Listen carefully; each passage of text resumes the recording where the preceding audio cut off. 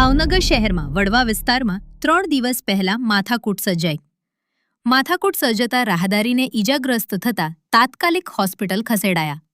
આજે સારવાર દરમિયાન ઈજાગ્રસ્ત વસીમભાઈ રજાકભાઈ જાકા ઉંમર વર્ષ 27 ને મોત થતા હોસ્પિટલમાં લોકોના ટોળા ઉમટી પડ્યા. વધુ વિગતની રાહ જોવાઈ રહી છે. Zahid Syed, reporter 24 news, Bhavnagar. તેજર રજાકભાઈ જાકા. રજાકભાઈ, કા રહેવાનું ને તમારા ભાઈ સાથે શું ઘટના બની? અમારે રહેવાનું વડવા નેરા ચોક મોપાનની ડેલી. મારો ભાઈ બાવગર ચોક પાસેથી નીકળ્યો હતો ગાડી લઈને.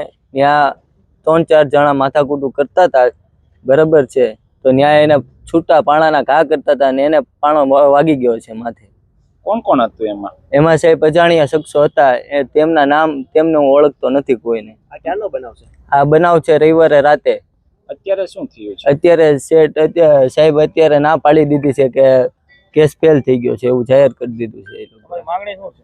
અમારી માંગણી એ છે કે આનો અમને ગમે ઓલો ન્યાય અપાવો, કડકમાં કડક એની સજા થાય. આ બાબતે તમે કઈ આ ઘટના બની પછી કઈ ફરિયાદ કરી છે? હા, પોલીસ ફરિયાદ કરી છે. ફરિયાદનું નિવેદન લેવા આવ્યા હતા? ના, અત્યારમાં એવું હતું કે અમે આ કામમાં હતા, પછી અહીંયા નહોતા ને આવશે અકબરભાઈ કામ પતાવે છે. આ માથાકૂટ થવાનું મુખ્ય કારણ શું હતું? એ તો સાહેબ નથી જાણતા. અમારે તો ખાલી ત્યાંથી નીકળ્યો મારો ભાઈ અને આ વાગી ગયું છે. કઈ જગ્યાએ બનાવ બન્યો? વડવા બાવગર ચોક.